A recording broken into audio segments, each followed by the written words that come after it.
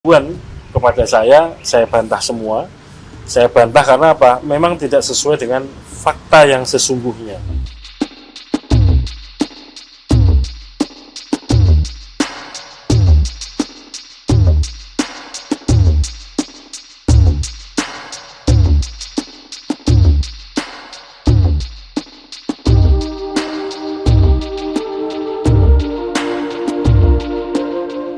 Sebagaimana yang sudah pernah saya sampaikan pada waktu pertama kali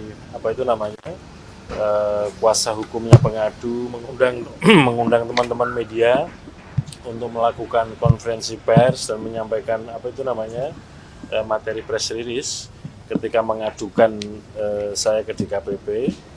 Seingat saya pada tanggal 18 April, betul ya, 18 April 2024. Waktu itu kan saya ditanya apa tanggapan saya akan menjawab saya akan menanggapi pada waktu yang tepat, dan saya kira sekarang ini adalah waktu yang tepat. Mengapa saya katakan ini waktu yang tepat? Karena pada waktu itu yang saya dengar dan saya baca melalui media, kuasa hukum pengadu kan menyatakan bahwa nanti akan meminta persidangannya itu persidangan tertutup. Kalau persidangan tertutup, kalau kemudian hal-hal yang mau dilaporkan atau topik-topik atau pokok perkara yang diadukan saya tanggapi di luar persidangan, itu kan bisa problematik. Dan sekarang sidangnya sudah berjalan, sudah terjadi, dan kemudian saya mengikuti, menyimak, mendengarkan, dan juga saya menjawab atau merespon terhadap tuduhan-tuduhan yang disampaikan kepada saya. Yang pertama begini, bahwa yang saya tahu melalui siaran pers maupun penyampaian informasi kepada media pada waktu mendaftarkan, itu kuasa hukum, itu yang pertama. Kemudian dalam perkembangannya juga ada beberapa liputan khusus dan segala macam yang merujuk kepada apa yang dilaporkan kepada DKPP. Yang pertama yang saya sampaikan begini, saya pada waktu itu kan belum tahu apa yang jadi pokok-pokok aduannya, dan saya tahunya dari pemberitaan dan dari materi press release yang disampaikan itu. Nah, apakah betul yang disampaikan pada waktu mendaftarkan perkara ini jadi atau tidak dijadikan bahan pokok aduan, kan saya belum tahu, sehingga baru tahu jadi atau tidak pada hari ini. Nah, yang kedua, saudara sekalian, pada hari ini disampaikan pokok-pokok aduan tuduhan kepada saya. Karena materinya sidang tertutup, maka saya tidak akan menyampaikan apa yang menjadi materi pemeriksaan di dalam sidang DKPP, karena itu menjadi komitmen kita bersama yang terlibat di dalam persidangan, bahwa karena sidang tertutup, maka juga apa yang terjadi atau yang berkembang di dalam tidak akan menjadi konsumsi publik. Tapi ingin saya sampaikan begini, bahwa ketika melaporkan saya ke DKPP, kemudian kuasa hukumnya itu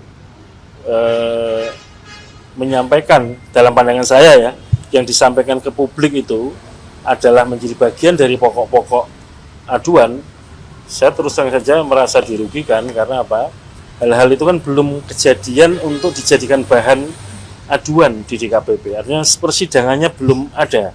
Apakah jadi pokok-pokok itu atau tidak dijadikan bahan dalam persidangan belum nyata, tetapi sudah disampaikan pada publik.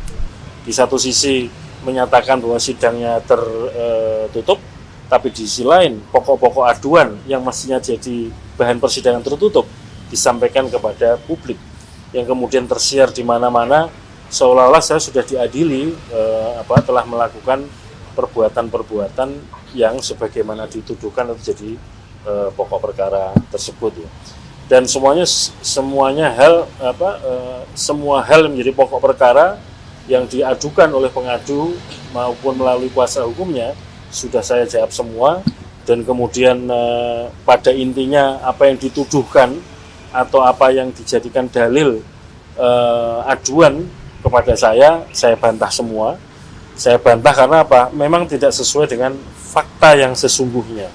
Jadi ada poin-poin atau ada sekian banyak pokok-pokok persoalan yang disoal, yang dituduhkan kepada saya, semuanya saya bantah. Bukan karena cuma sekedar saya mau membantah, karena memang faktanya tidak demikian. Sehingga ketika itu disampaikan kepada publik kan kesannya kemudian saya sudah dikepung sana sini gitu. Bahkan ada media yang kemudian secara khusus melakukan reportase atau liputan pemberitaan itu secara khusus. Nah, ini yang saya kira penting untuk saya sampaikan. Sekali lagi, saya mohon maaf pada teman-teman media ketika beberapa waktu yang lalu sejak saya dilaporkan atau diajukan, dan kemudian beberapa waktu terakhir kemudian ada beberapa teman media yang minta konfirmasi kepada saya apa tanggapannya. Saya kan sehingga saya cuma sekali itu aja saya menyampaikan. Saya akan menanggapi pada waktu yang